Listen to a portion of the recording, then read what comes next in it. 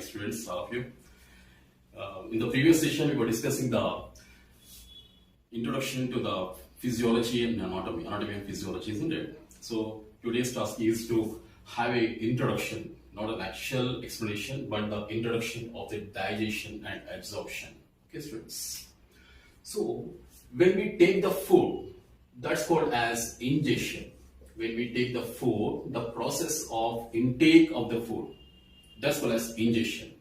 Once it is ingestion takes place, then the digestion process starts. Digestion. After digestion, the process of absorption takes place. Absorption. After absorption, assimilation. Assimilation. Some of the food is not digested here. It's not that once we take the food, every part of the food is digested. Is it possible? It's not. It's not possible, isn't it? So some of the food is not digested and absorbed here.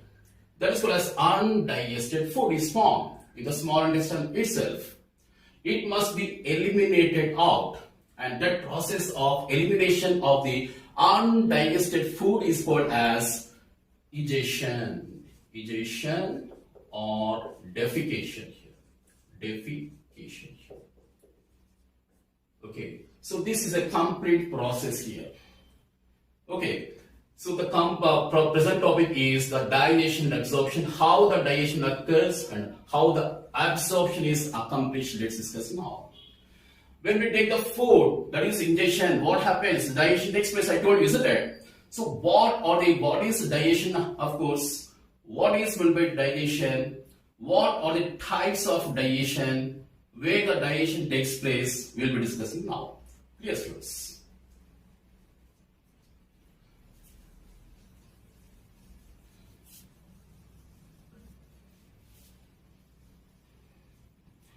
So the digestion. What is digestion first of all? The process of conversion of the complex molecule called as a macromolecule is broken down into the smaller substance called as a micromolecule here.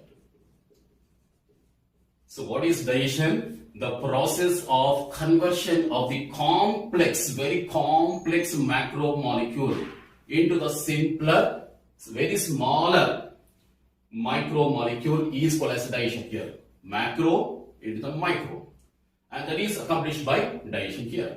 Now what is macro? Macro means very larger, and micro means very smaller here. Why? Because you take the digestive system, it's very simple. Okay. Your esophagus, stomach, duodenum, where the most of the digestion takes place. The first part is small intestine, then starts the ileum, colon, and ear. Ileum, duodenum, jejunum, and ileum here, isn't it? So this is the duodenum, followed by jejunum, then ileum, the three parts of the small intestine, where the food is digested and absorbed in the small intestine. After the food is digested, it needs to be absorbed here. So here, the food after digestion, it needs to be absorbed here. Absorbed into what? What is present here? Blood. The circulating fluid here is called as the blood. So the macromolecule cannot enter through the intestinal mucosa here, because here the mucosa layer, the wall here of the intestine, the macromolecule cannot enter. Only the smaller substance called as a micromolecule can enter into the blood, diffuse into the blood. That is one aspect here. After the micromolecule is present in the blood, it must be transported through the blood into the cells here. This is, for example, representation of the cells. And this plasma membrane.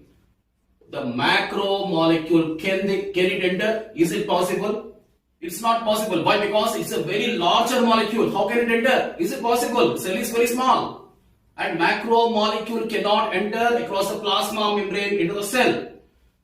Hence, the macromolecule must be converted to the smaller substance called as the micromolecule. That is the need of digestion here. It's very, very important need bit. Clear, students? So the macro into the micro here, only the macromolecule can enter through the plasma membrane into the cells and taken by mitochondria in the presence of oxygen and water. There is a degradation of the glucose molecule here. Krebs cycle takes place so as to release the energy in the form of ATP. Of course, some heat is released and carbon dioxide is released here. We will be discussing in the later sessions, not now. Clear, students? That's the need of digestion. This is a basic approach here. So, how can you define the process called as digestion now? The process of conversion of the complex macromolecule into the simpler diffusible form called as a micromolecule. Simpler diffusible form called as a micromolecule is called as digestion. That's the need of digestion also here. Clear, students?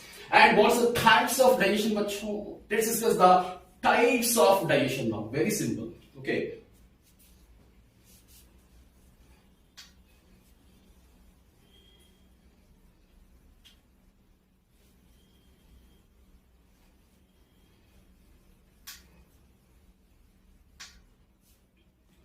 So there are basically different types of digestion out there. One is a biochemical or chemical process. Biochemical or simply called as chemical process of digestion. And the second process is called as a mechanical or physical process of digestion here. Physical process. So two types of processes are there. One is a biochemical or chemical. Other is a mechanical or physical process of digestion. I'll get back to you this one later on here. Now, first of all, let's discuss about the biochemical process. This biochemical process is also called as here biocatalysis. Biocatalysis. And this biochemical process or chemical process occurs only by the biocatalyst called as enzymes. Biocatalyst called as enzymes here. And of course, in the presence of water. Water is very important here. Without water, the biochemical process of digestion do not occur. And that takes place only in the presence of enzymes. The enzymes speedens the process of biocatalysis here. So what is a biocatalyst here? First of all, what is a catalyst? Catalyst is one which speeds the process of chemical digestion. Any catalyst means which speeds the process of chemical reaction. And biocatalyst means which speeds the process of chemical process of digestion here. That's why enzymes are called as the biocatalysts here. Biocatalysts here. And the chemical process of digestion, that's why we also called as the biocatalysis. Biocatalysis is accomplished by biocatalysts called as the enzymes here. And it occurs in the presence of water. And anything water means hydro. That's why the biochemical process of digestion is also called as hydrolysis.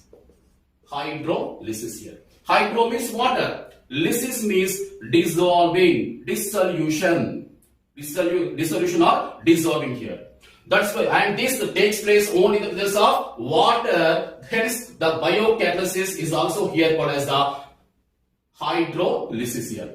And that's why the enzymes are also called as the hydrolytic enzymes. Hydrolytic enzymes here, simply. Very simple. Because the enzymes speedens the process of hydrolysis. Called as chemical reaction here. That's why enzymes are also called as the hydrolytic enzymes here. Okay, let's explain by taking a macromolecule. First of all, the macromolecule must be converted into the simpler substance called as micromolecule. And this is occurring by the biochemical and physical process. How this is occurring? Let's explain the various examples very briefly about the biochemical process of digestion here. Okay.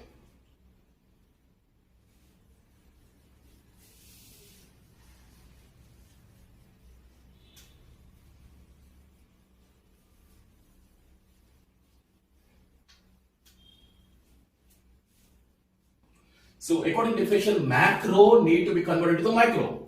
Example, what is an example of macro? For example, protein. Protein is a macromolecule. It's a macromolecule. It must be broken down, for example, into the polypeptides. Polypeptides into the tripeptides. Into the dipeptides. Into the amino acids here. Amino acids.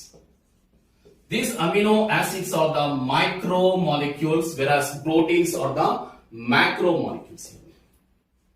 That is, macro into the micro is accomplished here through the various steps of protein digestion. And this is occurring only by the help of which one? Enzymes and water here. That is called as hydrolysis, and enzymes here called as hydrolytic enzymes here. And the enzymes which digest the proteins are called as the proteolytic enzymes. They are called as the proteolytic enzymes. Lytic means here digesting. The protein digesting enzymes here are called as the proteolytic enzymes, proteases. Also called as the proteases. So this is occurring, all these are occurring in the presence of hastening the process of biocatalysis is accomplished by enzymes here. And of course, in the presence of only the water. That's what is called as hydrolysis here. Okay.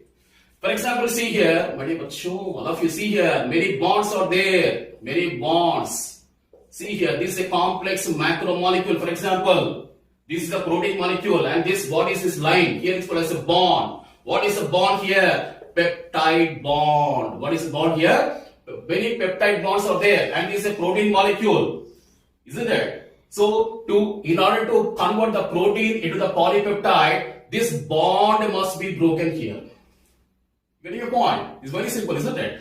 So, the protein is converted into the polypeptide by breaking this bond. Now, who is breaking this bond? Secret? No. Water and enzymes here. Water and enzymes are breaking this bond. And again, the polypeptide, for example, this is the polypeptide, again converted into the tripeptide by breaking this bond with the enzymes and water, tri into the di by breaking again into here, and again di into the amino acids by breaking this bond here. For example, this is the amino acid, this is the dipeptide, this is the tripeptide, this is the polypeptide here. This is the polypeptide protein molecule.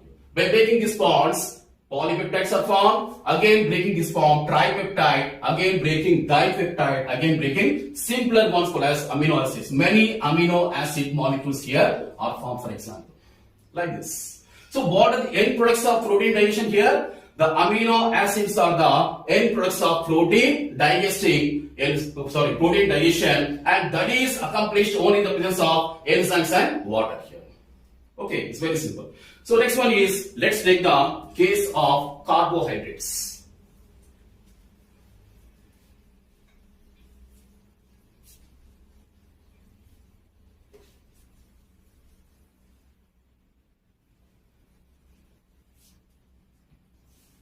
Now, for example, here carbohydrates.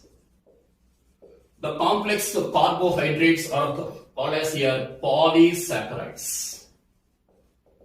Polysaccharides. The polysaccharide, for example, starch or glycogen, both are the examples of polysaccharides. Broken down into the disaccharides. Broken down into the disaccharides. Disaccharides are broken down further into the monosaccharides. Monosaccharides. Example of monosaccharide, glucose, for example, fructose, many are there. So here, the polysaccharide molecule, for example, this is a polysaccharide molecule. Here, this is a polysaccharide molecule. And these bonds are here called as glycosidic bonds. Glycosidic bonds. In the case of proteins, what are the bonds? Peptide bonds. You know this one, isn't it? Now here, the bonds here are called as glycosidic bonds. So which one is breaking these bonds again? The water and the enzymes are breaking these bonds. Chemical, that's why chemical process of digestion here.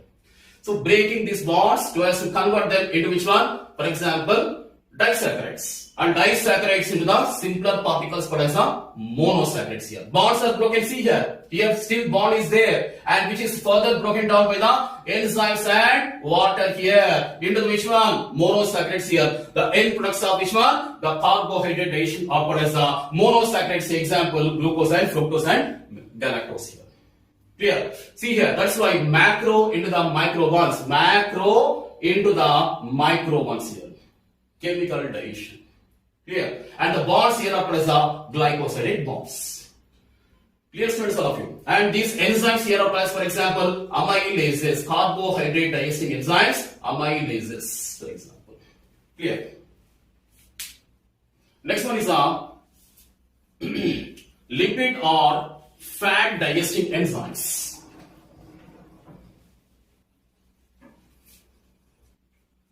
Lipid or fat digesting enzymes. The complex macromolecule is a lipid or fat which is broken down into the triglycerides, into the diglycerides, into the monoglycerides, into the fatty acids and glycerol. Fatty acids and glycerol here. So these are the micromolecules here, and these are the macromolecules. Conversion of macro into the micro bonds by breaking the bonds here again.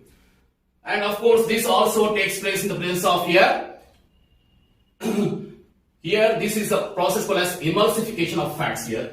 Of course, this is not occurring in the presence of these enzymes. Here, because the lipids or fats are very larger molecules which cannot be broken down into the simpler ones.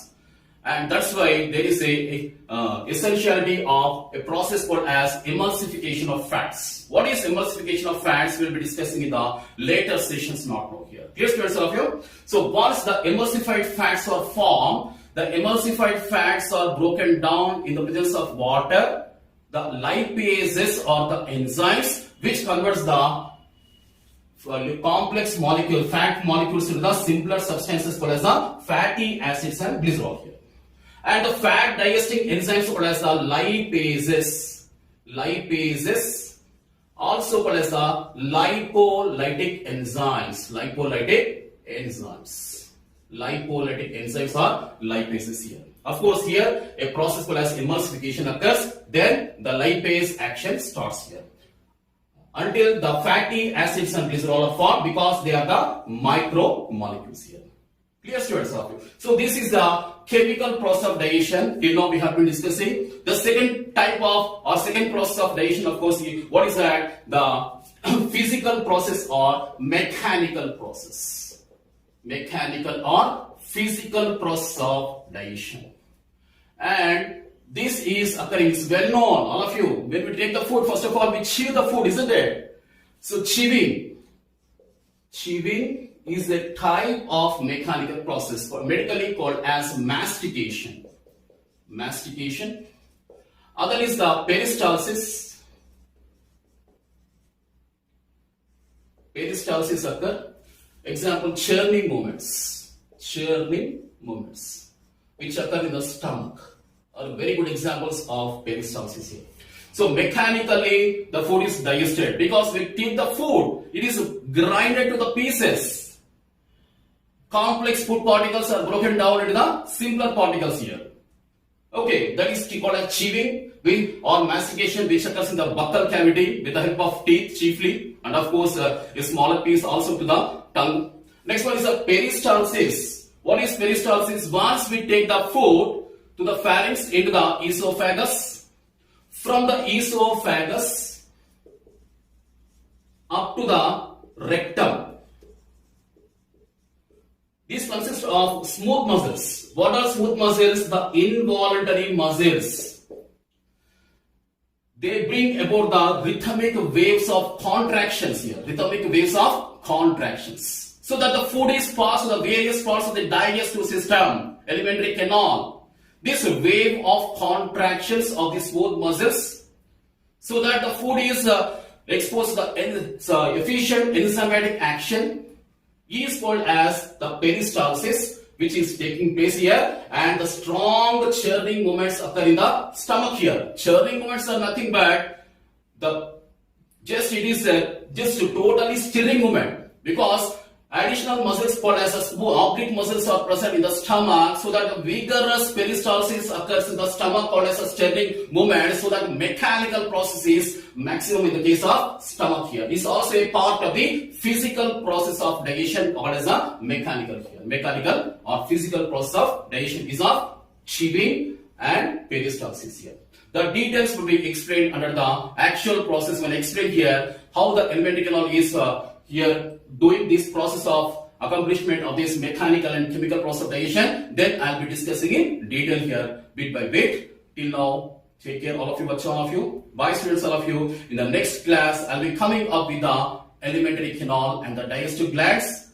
Okay, one question is, all of you type in the comment box below. Enzymes are chemically. What are enzymes chemically? All of you type in the comment box below. Till then, all of you, God bless you all. Bye students, all of you.